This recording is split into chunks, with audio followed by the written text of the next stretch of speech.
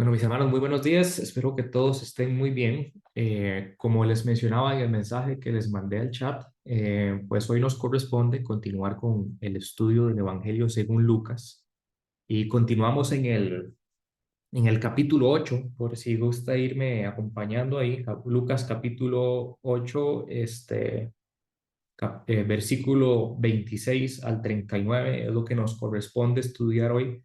Y mientras usted en su Biblia va ahí a esa porción de la escritura, voy a hacer una breve recapitulación de lo que aconteció en la última enseñanza, lo que logramos aprender, que básicamente estamos en el contexto del capítulo 8, en el que vamos a estar viendo una serie de manifestaciones distintas acerca de Jesús, distintas no en el sentido de la naturaleza del milagro, sino en la magnitud del milagro. Y la primera de esas es eh, cuando Jesús calma la tempestad, ¿verdad? Y estudiábamos en ese momento que aconteció un día en el que Jesús entró en una barca y le dijo a sus discípulos, pasemos al otro lado del lago. Entonces resulta que los discípulos hacen caso a lo que Jesús les pide, comienzan a cruzar el lago y en ese momento una gran tempestad, mientras navegaban una gran tempestad, los azotó. Y nos dice el texto entonces que los azota esa gran tempestad y eventualmente llega al punto en que ya la barca en la que estaban se empieza a negar, o sea, se empieza a hundir la barca. Y parte de la reflexión que hacíamos en el momento es que no importaba la cantidad de pescadores experimentados que hubieran en esa barca, no había forma humana en que pudieran rescatar. Ya el poder de la naturaleza era tanto que la barca se hundía. Y bueno, resulta que entonces despiertan a Jesús. El texto nos mostraba que es casi como un reclamo que le dicen a Jesús, que no ves que estamos pereciendo, que estamos a punto de morir.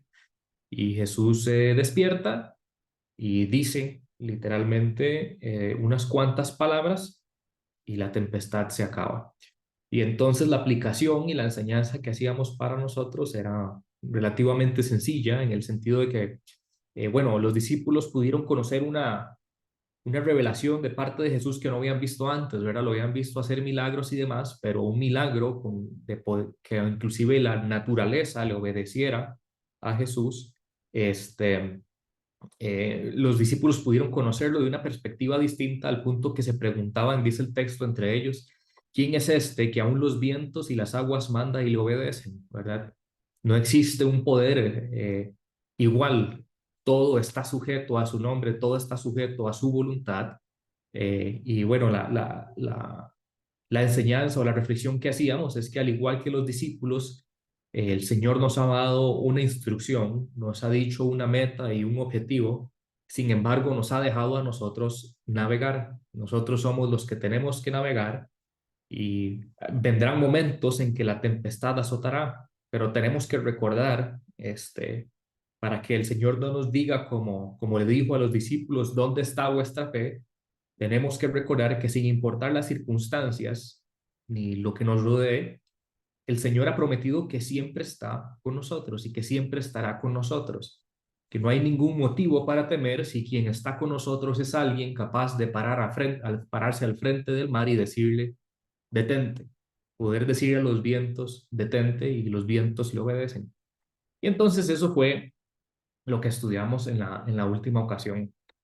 Ahora, como les decía, nos corresponde estudiar otro milagro de parte de Jesús que también en magnitud, no es el primero que vamos a ver de esta naturaleza, pero en magnitud sí es bastante distinto. Este, Ahora, antes de comenzar la enseñanza, no sé si usted cuando leyó ahí el título y leyó que vamos a predicar sobre el endemoniado Gadareno, y se empezó a imaginar un montón de cosas ahí relacionadas a Hollywood, sobre los exorcismos o sobre las posesiones demoníacas. De una vez le digo, deshágase de todas esas ideas preconcebidas que nada tienen que ver con la Biblia. Vamos a estudiar el texto. Sí les voy a ser honesto, es un texto bien complejo. La enseñanza y la aplicación no siento que sea sencilla, pero a nivel teológico es compleja y también le mencionaba, Vale, que no sé, ha sido de las pocas enseñanzas que he hecho en que tengo muchas preguntas y muchas de esas preguntas no tienen respuesta. Eh, Sería súper irresponsable de mi parte tratar de darle respuesta a esas preguntas porque bíblicamente el Señor no las da, no las quiso revelar, no las quiso revelar en Lucas, no las quiso revelar ni en el paralelo en Mateo, ni en el paralelo en Marcos. Entonces, si la Biblia guarda silencio, nosotros deberíamos de guardar silencio también. Si vamos a tratar de hacer unas cuantas interpretaciones ahí para tratar de responder las que todavía se puede un poquitito y las otras voy a ser honesto con ustedes. Y me imagino que ustedes tendrán las mismas preguntas que yo en la medida en que vamos leyendo el texto, pero hay unas que no vamos a poder responder definitivamente. Entonces, Lucas capítulo 8, versículo 26 al 39, tiene como título El endemoniado Gadareno. Y dice el texto así: y arribaron a la tierra de los Gadarenos, perdón, que están en la ribera opuesta a Galilea. Entonces, obviamente, por el contexto inmediato, esto lo que quiere decir es que, en efecto, Jesús cumplió su palabra, detuvo la tempestad y lograron llegar sanos y salvos a donde tenían que llegar. Se cumple el objetivo que el Señor tenía de llegar al otro lado, el del mar de Galilea. Entonces, dice el versículo 27, al llegar él a tierra, vino a su encuentro un hombre de la ciudad, endemoniado desde hacía mucho tiempo, y no vestía ropa ni moraba en casa, sino en los sepulcros. Este, al ver a Jesús, lanzó un gran grito y postrándose a sus pies, exclamó a gran voz: ¿Qué tienes conmigo, Jesús, Hijo del Altísimo? Te ruego que no me atormentes, porque mandaba al espíritu inmundo que saliese del hombre, pues hacía mucho tiempo que se había apoderado de él, y le ataba con cadenas y grillos, pero rompiendo las cadenas, era impelido por el demonio a los desiertos. Y le preguntó Jesús diciendo: ¿Cómo te llamas? Y le dijo: Legión, porque muchos demonios habían entrado en él, y le rogaban que no los mandase ir al abismo. Había allí un hato de muchos cerdos que pasían en el monte, y le rogaron que los dejase entrar en ellos, y les dio permiso. Y los demonios, salidos del hombre, entraron en los cerdos, y el hato se precipitó por un despeñadero al lago, y se ahogó. Y los que apacentaban los cerdos, cuando vieron lo que había acontecido, huyeron y yendo dieron aviso a la ciudad y por los campos. Y salieron a ver lo que había sucedido y vieron a Jesús y hallaron al hombre de quien habían salido los demonios sentado a los pies de Jesús, vestido y en su cabal juicio, y tuvieron miedo. Y los que habían visto les contaron cómo había sido salvado el endemoniado. Entonces toda la multitud de la región alrededor de los Gadarenos le rogó que se marchase de ellos, pues tenían gran temor. Y Jesús, entrando en la barca, se volvió. Y el hombre de quien había salido los demonios le rogaba que le dejase entrar con él. Pero Jesús le despidió diciendo: vuélvete a tu casa y cuenta cuán grandes cosas ha hecho Dios contigo.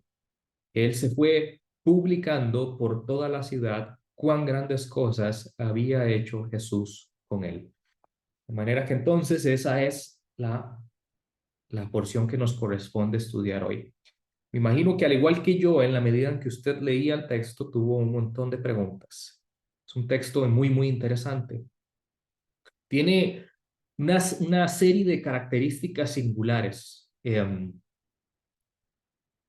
La primera es que parece ser el primer exorcismo que vamos a leer que se lleva a cabo en lo que se cree es territorio gentil. Si no es territorio gentil, perdón, se cree que esto es una ciudad donde mayoritariamente quienes moran son gentiles. Hay otros quienes piensan, y eso lo voy a explicar un poco más adelante, que esto sí es completamente un territorio gentil fuera de Israel. Pero bueno, esa es la primera particularidad que vamos a estudiar hoy. Este, este exorcismo también pone en relieve una realidad que en lo que tenemos de la revelación bíblica hasta ahora no había sido revelado, que es la realidad de que puede existir la situación de una posesión múltiple. O sea, este encuentro que tiene Jesús con este endemoniado representa un encuentro muchísimo más intenso que los anteriores que hemos leído y estudiado, porque en este caso son muchos los que moran dentro de esta persona. Entonces nos abre una realidad distinta que de momento, si vamos leyendo la Biblia en orden, una realidad que no había sido manifestada. Este, Ahora, el relato también nos consigna toda una serie de respuestas a los milagros de Jesús. Desde la petición de los vecinos, que parece ser una petición amable, de decirle, por favor, váyase, porque la verdad es que estamos con miedo, a la petición del transformado de decir, de pedirle a Jesús que quiere seguirle a partir de ese momento. Entonces tenemos un contraste también muy interesante en cuanto a las peticiones o a las reacciones de lo que acaba de acontecer. Eh, Ahora, otra particularidad de este relato es que, aparte de que hay personas en medio de las posesiones demoníacas, en este momento también está la particularidad de que hay criaturas terrenales, específicamente un hato de cerdos, de cerdos, perdón, que pasan a ser el receptor el organismo el que es poseído por esta legión de cerdos. Haciendo un recuento, y aquí tal vez no me dio, o sea, estoy casi seguro que no existe ningún otro evento en la Biblia en el que se relate cómo precisamente espíritus inmundos toman control de un animal. Sí tenemos el opuesto, que en realidad es un ejemplo muy hermoso, que seguro es tal vez el más famoso de todos, que es un relato inclusive que podría para algunos parecer como gracioso, que es en el Antiguo Testamento con la asna de Balaam, ¿verdad? Cómo Dios específicamente utiliza a la asna para hacer entrar en razón a Balaam. Pero este relato en particular es distinto porque es precisamente lo opuesto. Entonces nos abre como una puerta ahí interesante, ¿verdad? Yo sé que no es muy claro que este no es el objetivo del relato. Sin embargo, sí nos abre una posibilidad ahí que creo que antes no conocíamos, que es que un animal puede ser este receptor de un espíritu inmundo. Entonces, bueno, esos también son como las particularidades generales que quería comentarles acerca del texto. Como les comentaba, hay muchas preguntas acerca del texto que algunas vamos a poder responder y otras la Biblia guarda silencio y no vamos a poder responderlas. Pero comencemos a estudiarlo como siempre me gusta hacer y vamos a comenzar con el versículo 26, que bueno, básicamente el versículo 26 lo que dice es que calmado el temporal y habiendo ellos podido cruzar el mar de Galilea como querían o como Jesús quería particularmente, dice que llegaron o arribaron a la tierra de los Gadarenos. Y aquí tal vez tenemos la primera, entre comillas, de dificultad de estudio con este texto, que es la región. Porque este lugar de los Gadarenos en el original tiene una leve complejidad de interpretación, porque podría estarse refiriendo a un lugar o podría estarse refiriendo a un lugar por el gentilismo de la gente que vive en ese lugar. Entonces, dependiendo de la interpretación, esto se los digo nada más por si algún día lo están estudiando y se topan de esa gente que la Biblia tiene contradicciones, en realidad aquí no hay contradicción alguna. Las dos posibilidades es o que llegan donde los gersenos, que es el gentilicio para un tipo de persona, una región que vivía al otro lado del mar de Galilea, que ya casi les voy a explicar, o llegan donde los gadarenos. Si llegan donde los Gadarenos, que esto sí es una región, la región de Gadara es una región que está a 12 kilómetros más o menos de donde se cree Jesús cruzó el mar de Galilea. Entonces algunos dicen que Jesús en realidad va a esa región y esa región en realidad queda en Jordania, ya está fuera de Israel, está como a 12 kilómetros, no es tan lejos, pero sí está fuera de Israel. Y por eso entonces muchos estudiosos dicen que este texto en realidad, o sea, el encuentro aquí es el encuentro con un pueblo que es gentil, y de ahí sacan la interpretación.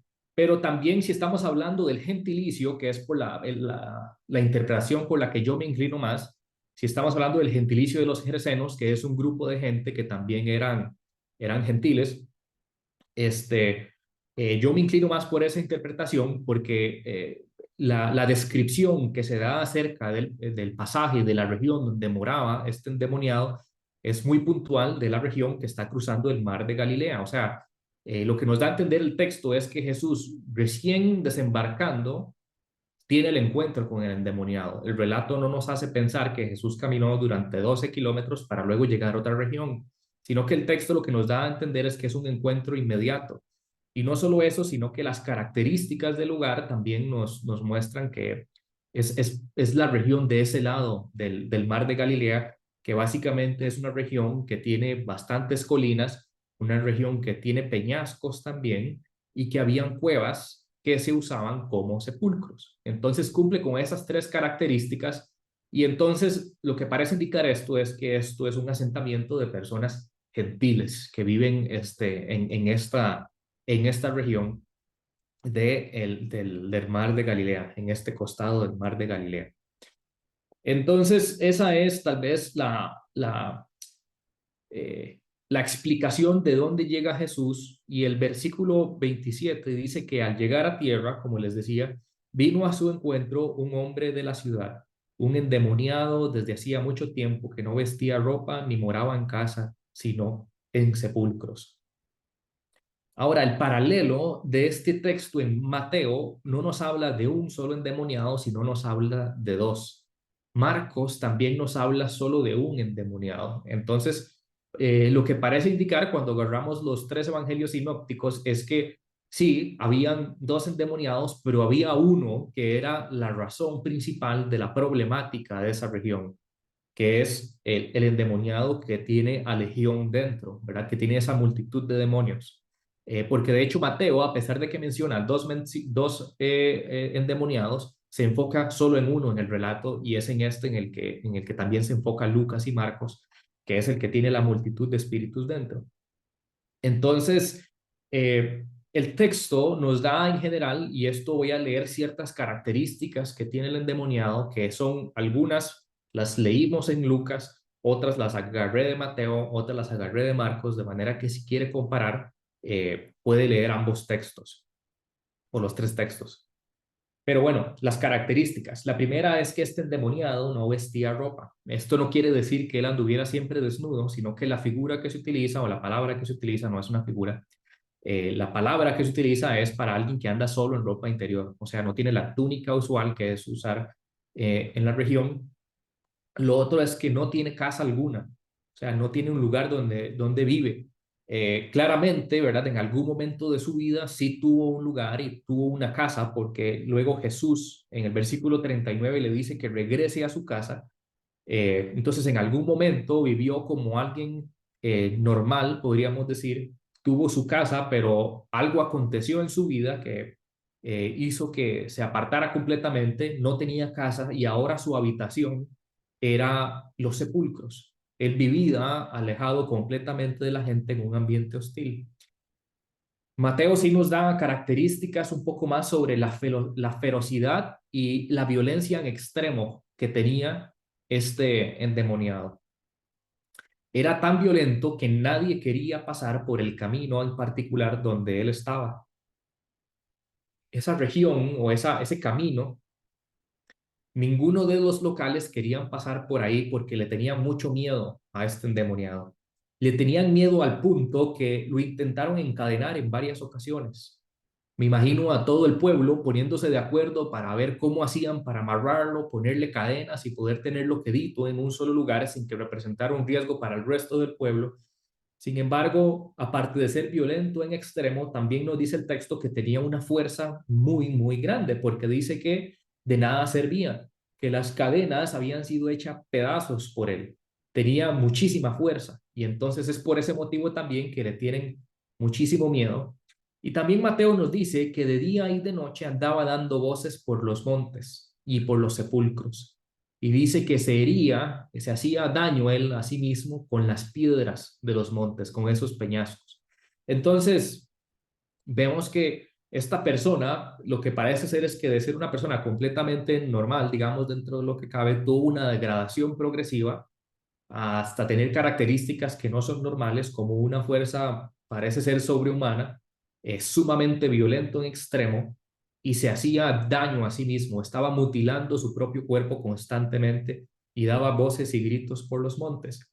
Y entonces, los pasos entonces parecen ser que hay una posesión, o sea, el espíritu entra en la persona, utiliza el cuerpo de la persona para expresar su poder y atemorizar a las demás personas que habían en la región, pero también este mismo proceso conduce a la persona que está poseída a tener una degradación física y personal grande, ¿verdad?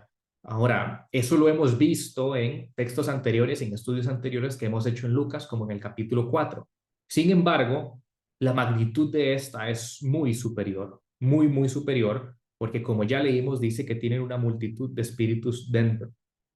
Pero lo cierto entonces es que este endemoniado que nos describe el versículo 27, dice que al ver a Jesús, fue a verle y lanzó un grito y postrándose a sus pies exclamó a gran voz.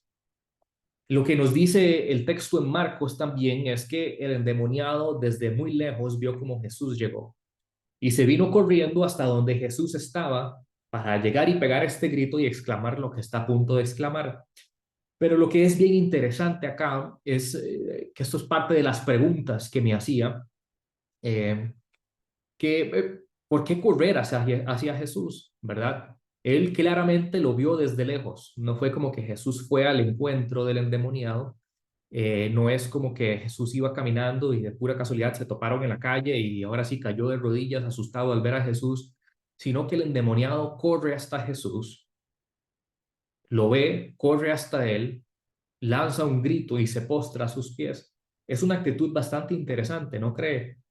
¿Por qué decidiría hacer esto en lugar de huir, verdad? Porque parece ser inclusive, en cierto momento hasta le ruega a Jesús, más adelante vamos a ver cómo le ruega a Jesús que por favor no lo atormente.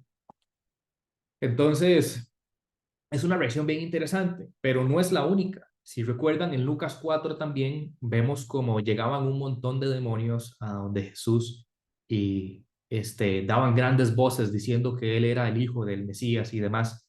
Y Jesús, enojado, los reprendía y los callaba porque su ministerio en el capítulo 4 no había empezado todavía. Entonces Jesús los callaba para que no se diera a conocer quién él era él aún. Entonces la mayoría de los teólogos interpretan que el objetivo de esos demonios en el capítulo 4 era manifestar antes del tiempo establecido quién era Jesús. O sea, tenían un objetivo diabólico al venir corriendo a Jesús y manifestar quién era él al frente de todas las personas. Entonces, aparte, a pesar de que la actitud es interesante, podríamos pensar que en este caso es similar. Hay algo que el demonio quiere lograr al venir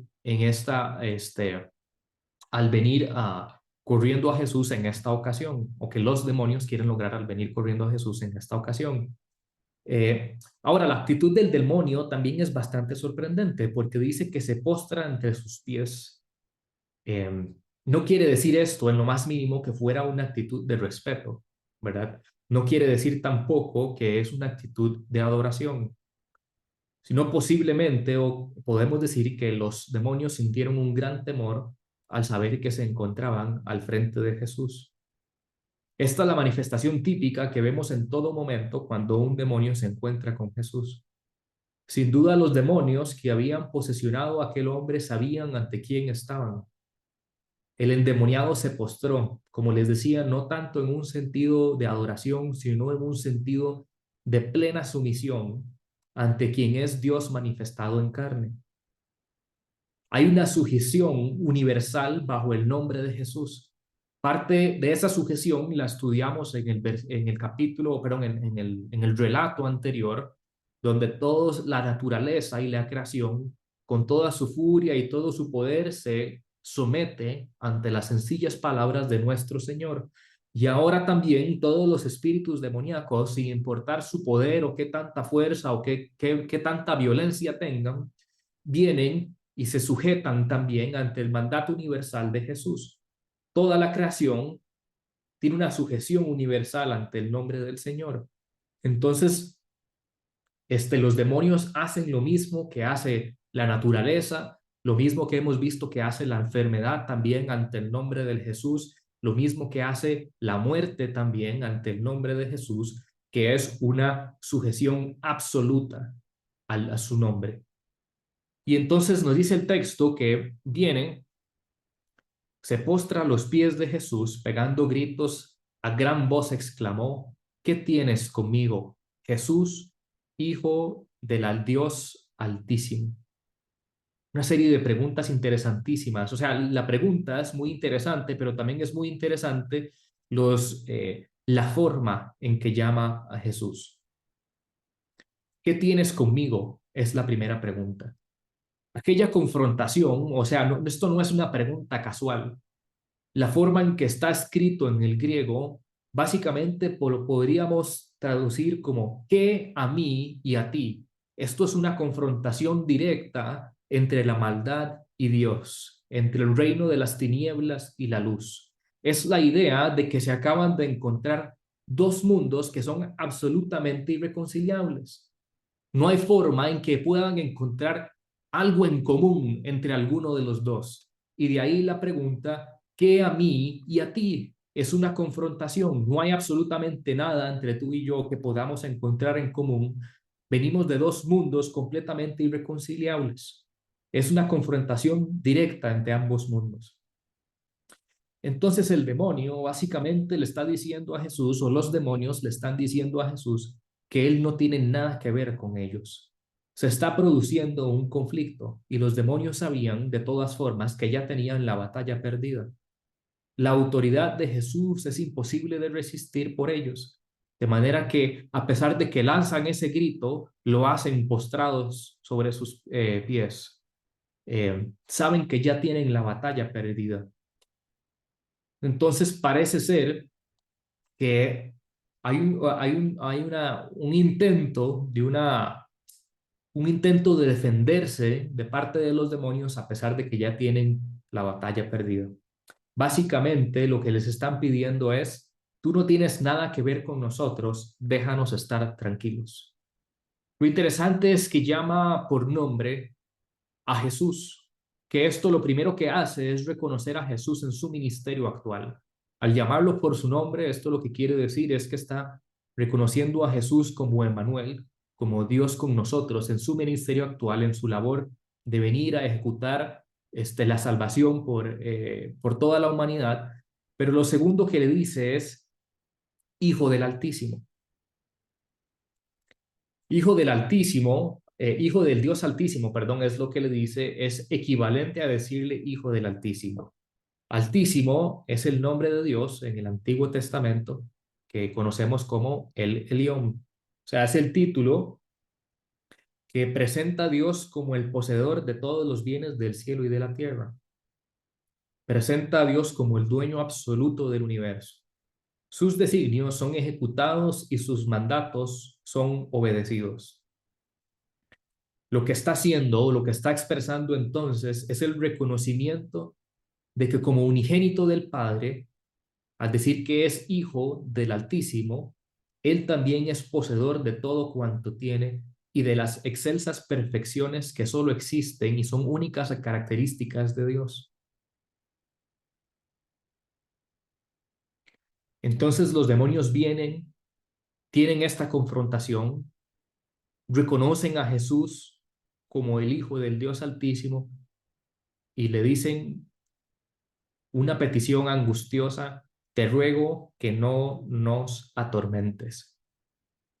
El paralelo en Mateo nos revela algo muy, muy interesante acá, que los demonios le dicen, te ruego que no me atormentes antes de tiempo. Agrega esa pequeña porción. O sea, ellos ya saben su destino, ya saben que tienen la batalla perdida, ya saben que eventualmente llegará un tormento eterno para ellos. Sin embargo, a pesar de que lo saben, a pesar de lo que no lo conocen muy bien y reconocen muy bien quién es Jesús también, eh, esto no hace que se detenga su actividad. Parece que hay un deseo insaciable por seguir produciendo el mal, por seguir haciendo daño, por seguir infundiendo temor, por seguir dañando a este hombre, posiblemente hasta el punto de que se mate a sí mismo del daño que se está haciendo físicamente. Lo están atormentando y posiblemente lo iban a hacer hasta el final de los días de este hombre y al mismo tiempo arrastraría a un montón de personas del pueblo en terror. Lo cierto es que a pesar de saber todo eso, pero lo cierto es que a pesar de que conoce su destino, lo continúa haciendo. Entonces ellos saben su destino, reconocen que su tiempo de actividad es limitado y sin embargo siguen haciéndolo. Saben que no pueden escapar de la condenación perpetua cuando sean arrojados al lago de fuego preparados para ellos. Eh, Ahora, lo que ellos realmente están pidiendo acá, cuando dice, te ruego que no nos atormentes, lo que están pidiendo es lo mismo que pide el versículo 31. Le dice, y le rogaban que no los mandase ir al abismo, ¿verdad? Que el abismo creo que lo hemos estudiado en muchas ocasiones, pero parece ser ese lugar donde están sujetos los espíritus más malos, los ángeles caídos que son extremadamente perversos y están confinados a la oscuridad. Aquellos, no sé si usted recuerda en el Apocalipsis, que nos dice que antes de la segunda venida serán liberados y manifestarán su actividad diabólica. La seguirán manifestando hasta el día en que llegue el Señor. Entonces, básicamente, es ahí donde ellos están rogando que no los atormente, que no los mandase a ese lugar. Entonces, ante el ruego de esta petición, me voy a saltar el versículo 29 porque en realidad ya lo expliqué cuando hice la descripción y las características del endemoniado. Después de ese paréntesis del versículo 19, el versículo 30 dice, y le preguntó Jesús diciendo, ¿cómo te llamas? Y aquí hay otra serie eh, de preguntas que podríamos hacernos y posibles respuestas. Eh, que Jesús le pregunte cuál es su nombre es también bastante revelador porque eh, hay tres interpretaciones posibles al respecto. Eh, una dice que Jesús en su humanidad no conocía o tenía una revelación limitada acerca de quién era el demonio. Reconocía claramente que era una multitud de demonios y que aquel hombre estaba poseído. Lo podía reconocer muy claramente a nivel espiritual, pero en su limitación al volverse Jesús encarnado en la unión hipostática, ustedes saben que pasa a tener una serie de limitaciones que son humanas también, y le pregunta por su nombre. Esa es una de las posibles eh, razones por las que eh, Jesús le pregunta por su nombre. Otra razón, que honestamente no estoy tan de acuerdo, es que le pregunta por su nombre porque la única forma en que se pueda hacer un exorcismo es a través de saber el nombre del demonio. Y esto, no sé, tal vez suena un poco más hollywoodense, un poco más ahí eh, influenciado por la Iglesia Católica, porque si leemos los otros pasajes en los que hemos visto endemoniados, Jesús ha hecho muchas liberaciones y no ha necesitado saber el nombre. Jesús llega y ordena y dice sal y ellos no tienen más opción que salir del endemoniado. Entonces, esta segunda opción a mí me parece un poco más hollywoodense o más como influenciado por la Iglesia Católica.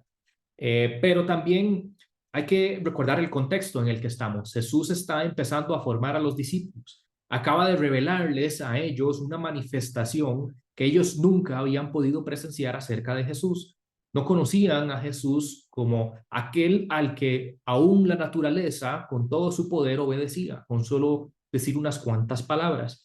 Entonces, otra posible razón por la que Jesús pregunta el nombre es para que sus discípulos que están ahí presentes también entiendan la magnitud del problema al que se encuentran en ese momento. Que este no es un proceso cualquiera, sino que ha pasado por un proceso distinto a lo que hemos visto hasta ahora. Tiene una multitud de espíritus inmundos dentro y entonces la dificultad podría parecer mayor. Antes fue un encuentro con el mundo natural y con la naturaleza. Esto ahora es un encuentro de similar magnitud con el mundo espiritual. Entonces es posible que Jesús haya hecho la pregunta para que a los discípulos también les fuera revelado la magnitud de lo que estaba aconteciendo en ese momento. Y entonces Jesús le pregunta, ¿cómo te llamas? A la respuesta tenemos el nombre a la pregunta tenemos la respuesta del nombre Legión, porque muchos demonios habían entrado en él. Ahora, también hay varias formas en las que podríamos interpretar el nombre de este demonio o de esta multitud de demonios. Uno es que si se está utilizando el término para describir una legión romana, quiere decir que entonces esta persona tenía dentro alrededor de 6.000 demonios. Es una cantidad muy, muy, muy grande de espíritus inmundos dentro de esta persona. Eh, si no es el término exacto utilizado para una legión romana, sino que lo que está haciendo es describir una gran cantidad, de igual manera no quita de ninguna forma la idea del texto, que es expresar que esta persona, dentro de él, residían muchos, muchos demonios. O sea, estaba en una situación de miseria terrible al estar endemoniado por esa cantidad de espíritus inmundos. Eh, la fuerza que tenía esta legión de demonios podemos ver que era claramente infernal por la forma en que se comportaba y por la forma de la fuerza que tenía cuando intentaba ser encadenado, etcétera. Entonces vemos que no es una posesión normal. Ahora, el versículo 32 también es interesantísimo, porque dice que había allí un hato de muchos cerdos que pacían en el monte y le rogaron que los dejase entrar y les dio permiso. Entonces, lo primero acá es que había un hato de cerdos. Marcos dice que esta cantidad de cerdos eran como 2.000. O sea, eran muchos, muchos, muchos cerdos también.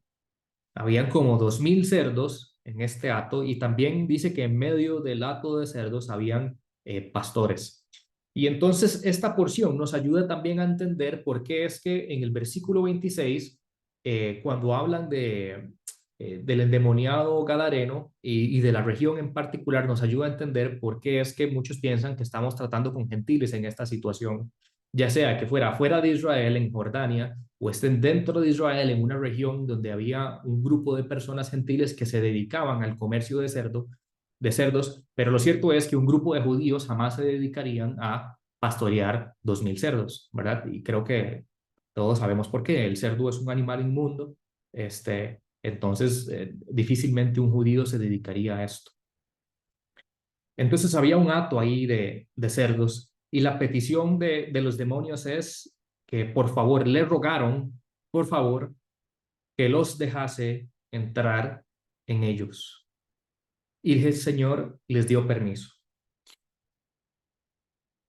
¿Cuál era la intención de los animales inmundos en entrar a los cerdos? Era escapar del tormento por un leve tiempo, podría ser. Era el deseo innato de estos demonios de matar y causar dolor y daño alrededor suyo, matando todos los cerdos. Es posible también.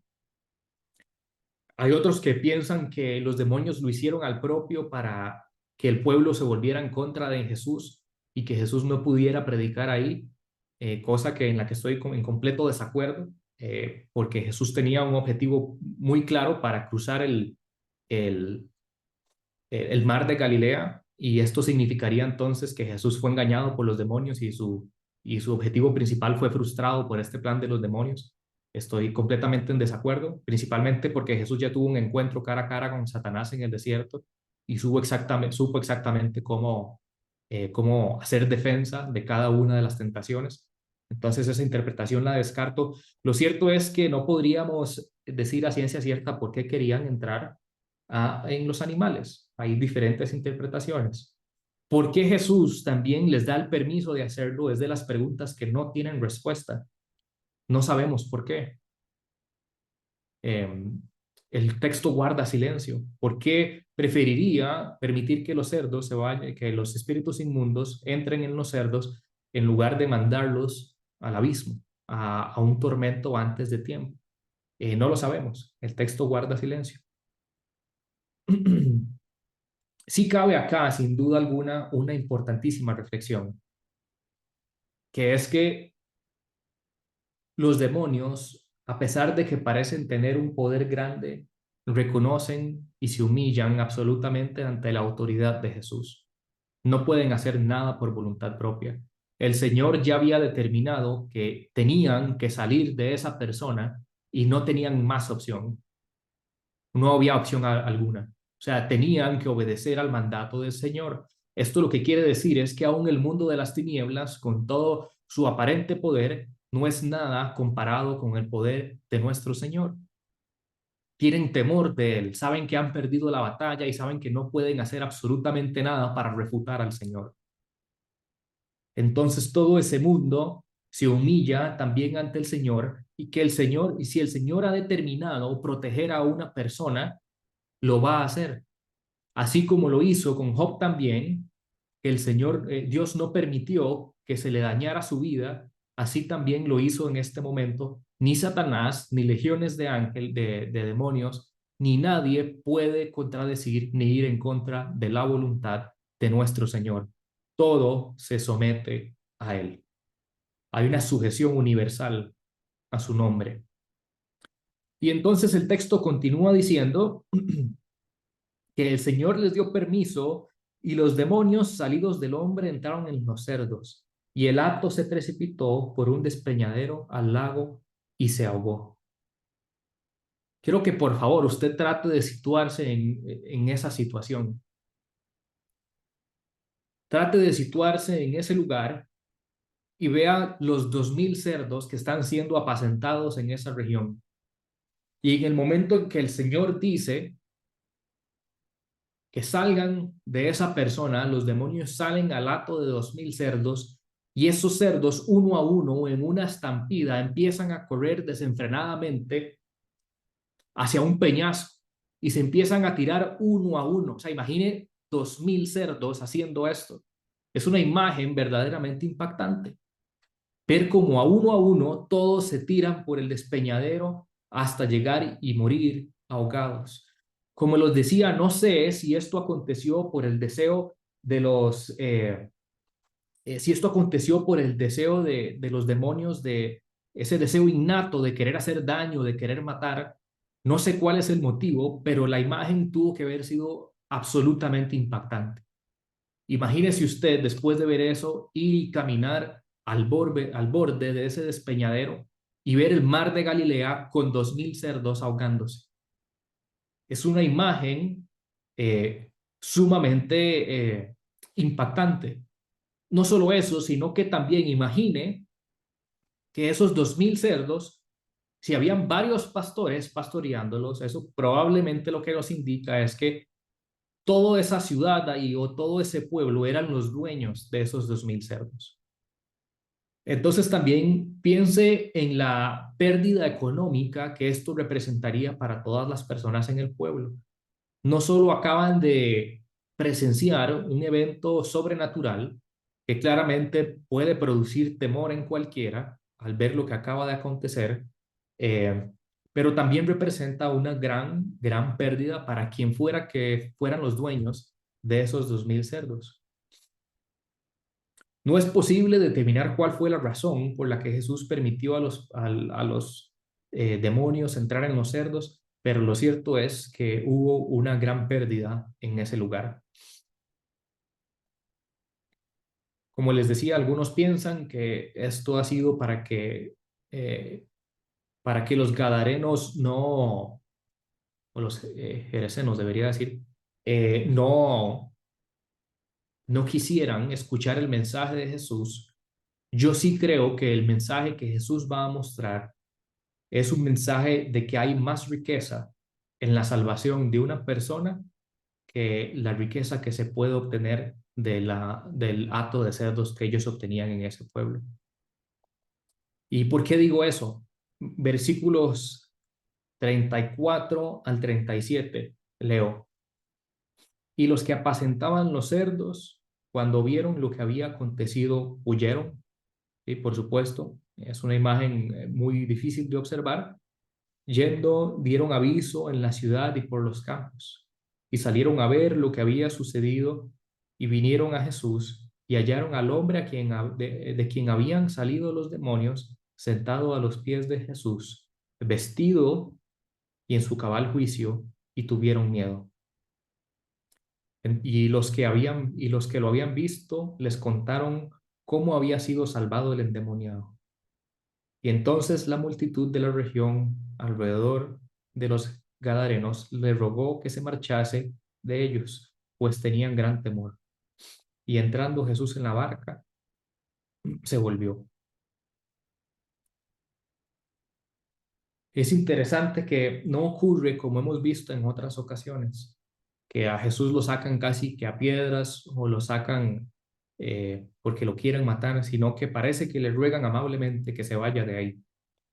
Ignoraban quién era el Señor. Recuerden que eran gentiles, probablemente no habían escuchado antes de él, ignoraban quién era, pero desperdiciaron la bendición de tenerle ahí. Los gerasenos no quisieron aprovechar la gracia que se les proveía con la presencia del Salvador. Y Jesús no se impone ante ellos, porque Él no vino a imponer la gracia, sino a ofrecerla. Posiblemente muchos nunca más verían a Jesús otra vez, ni escucharían su mensaje.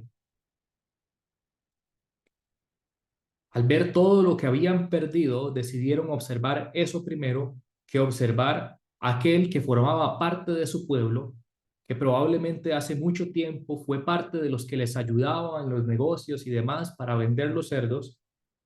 Se olvidaron de quién era y prefirieron tener a un endemoniado en medio de ellos del que vivían aterrorizados. Preferían eso a perder todos sus cerdos, su fuente de riqueza. Y entonces se perdieron la oportunidad. Como les decía, posiblemente nunca verían a Jesús otra vez ni escucharían su mensaje. Sin embargo, una manifestación de gracia sí quedaría con ellos. El que había sido liberado de los demonios, al que se le encomendaría la evangelización a aquellos que rechazaron al Señor.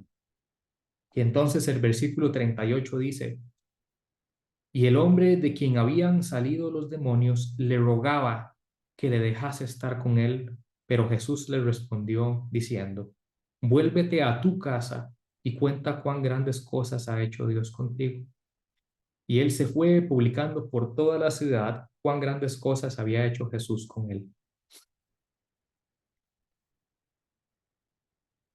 El hombre que había sido salvado quedaría como la evidencia de lo que Jesús podía hacer. La reacción de este hombre es natural. Él no quería separarse de quien le había salvado, el que había estado bajo el tormento de esa legión de demonios y que ahora era salvo, el que conocía haber tocado y haber estado en lo peor y que ahora conocía lo que es ser libre, no quería separarse de él. El endemoniado que había sido liberado quería ser discípulo de Jesús, quería seguirle en todo momento. Él quería que el resto de su existencia discurriera al lado del Señor. Era lo único que quería hacer. Y lo cierto de esto es que es un deseo maravilloso, ¿no creen? Es el deseo que todos tenemos. Es un excelente deseo y una magnífica actitud de alguien que ha sido salvado. Y sin duda lo era, pero la misión o el objetivo que el Señor tenía era diferente. Lo primero es que vuelva a su casa. Ahí en su casa, donde él había morado hace quién sabe cuánto tiempo, debía de dar testimonio de lo que Jesús había hecho con él. Sus familiares, que probablemente lo habían dado ya por perdido, serían los primeros en ser alcanzados por el testimonio del poder liberador del Señor. La segunda parte de la misión no se limitaría a su casa, sino que recorrería toda la ciudad dando testimonio. El texto nos dice que de hecho él lo hizo. Dice que se fue publicando por toda la ciudad cuán grandes cosas había hecho Jesús con él. Pero parte de lo que más me ha maravillado de este mensaje es lo siguiente, que la instrucción del Señor, la misión es sencilla. No requiere ir a Jerusalén a estudiar el Antiguo Testamento, no requiere estudiar teología, no requiere un tiempo de prueba, no requiere horas a la par de Jesús llevando cursos intensivos. No requiere de saber de estudio bíblico inductivo. La misión era un mensaje sencillo. Cuéntales. Era lo único que él tenía que hacer. Cuéntales lo que ha pasado contigo. Él que nunca había escuchado las enseñanzas de Jesús ni su teología, un gentil más que no sabía nada de la escritura, lo único que tenía que hacer para dar testimonio de Jesucristo, no solo en su casa, sino en el pueblo en el que habitaba, era contar lo que el Señor había hecho en él. Y así anunciaba la obra salvadora a otros. Ahora, a manera de conclusión ya para finalizar el mensaje, es que, como les decía al inicio, hay dos tipos de peticiones en este relato. Los que le pedían a Jesús amablemente que saliera de ese lugar porque lo habían perdido todo y estaban asustados. Y el que había sido liberado y que quería seguir a Jesús en la barca. Para los primeros Jesús era un peligro. Si ya perdí todos mis cerdos, ¿a cuánto más tengo que renunciar? Si decido creer en esta persona, ¿a qué tengo que renunciar? ¿A mi forma de vida? ¿A mi pecado? ¿A mi deseo de las riquezas? ¿A mis amigos? No, es mucho a lo que tengo que renunciar. Me da miedo. Mejor le pido amablemente que se vaya de donde estoy, porque es mucho lo que tengo que renunciar. Para el segundo, aquel que había estado en garras de la legión de demonios, aquel que había conocido que ya entendía lo que es ser preso, no por cadenas que intentaron sujetarlo, sino ser preso de la maldad y del tormento de los demonios. Aquel que ya sabía que era estar en la peor de las condiciones al estar poseído por casi 6,000 demonios, aquel que ya había conocido esa perspectiva, para él Jesús era su todo. No importa lo que se tuviera que perder, no importa a lo que se tuviera que renunciar, Jesús era su todo. Por esa razón, el deseo genuino de su corazón es rogarle a Jesús que quería ser su discípulo. Quería que cada momento de lo que le quedaba de su existencia discurriera del lado del Señor. Y la misión que él recibe pasa a ser la misma que la nuestra. Cuéntales. A veces usted y yo nos hacemos demasiados enredos tratando de mostrar el Evangelio. A veces nos complicamos demasiado y pensamos en la teología del pecado, la marteología y la soteriología y cómo explicarle a la gente cuál es el mensaje del Evangelio. No hace falta nada de eso. Nada más tienes que contarles lo que el Señor hizo en ti. Primero, a los que están en tu casa, aquellos que te conocieron desde el inicio, que han conocido tus peores condiciones, el lugar más bajo en el que has estado. Aquellos deben ser los primeros que deben escuchar lo que el Señor ha hecho en ti. Y después, al resto del pueblo. Cuéntales, cuéntales lo que Jesús hizo por ti. Ahora, si usted está escuchando este mensaje y usted no ha depositado su fe en Jesús aún, es posible que usted se identifique mucho con este endemoniado. Que sabe, este endemoniado no tenía casa y habitaba en sepulcros, así como habita en muerte todo aquel que nunca ha depositado su fe en el Señor. Es posible que usted piense que usted sea libre solo porque no tiene cadenas que lo aten, pero lo cierto es que usted es preso del pecado. Y si usted, el Señor, le ha revelado su condición a través de este pasaje, De esta manera, le quiero decir que a no ser de que usted deposite su fe en Jesucristo, su condición seguirá siendo la misma. Seguirá viviendo en una vida de muerte, de pecado, entre sepulcros. A pesar de que pienses que seas libre y que tienes libertad de hacer lo que quieras, en realidad estás apresado. Y si usted quiere ser liberado de la misma forma en que este endemoniado fue liberado por Jesús, si usted siente este llamado de parte del Espíritu Santo, le quiero pedir que haga una oración conmigo. Eh, Padre, en este momento me he dado cuenta que en realidad he estado habitando entre sepulcros toda mi vida, que pensaba que era libre, pero en realidad no lo soy. En toda mi vida lo único que he hecho es deshonrarte, deshonrar tu nombre y apartarme de lo que tú querías que yo fuera.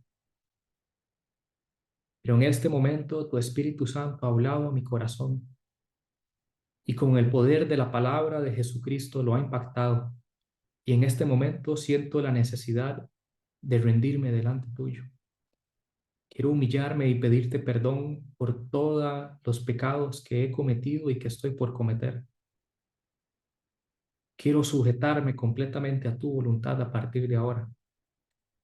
Así como el hombre que antes era endemoniado y ahora es libre, hoy ruego poder ser tu discípulo. Quiero seguir tu camino, seguir tus pasos, caminar a tu lado siempre. Y también quiero contar a los demás de lo que tú has hecho en mí. Te acepto como mi Señor y mi Salvador, para que a partir de ahora tu Espíritu Santo trabaje en mí y yo no pueda ser ya más igual, e ir caminando cada vez más cerca a la imagen del varón perfecto. Oro así en el nombre precioso de Cristo Jesús. Amén. Mis hermanos, quiero despedirlos con la bendición sacerdotal que dice así: Iglesia, Jehová te bendiga y te guarde. Jehová haga resplandecer su rostro sobre ti y tenga de ti misericordia. Jehová alce sobre ti su rostro y ponga en ti paz. Amén.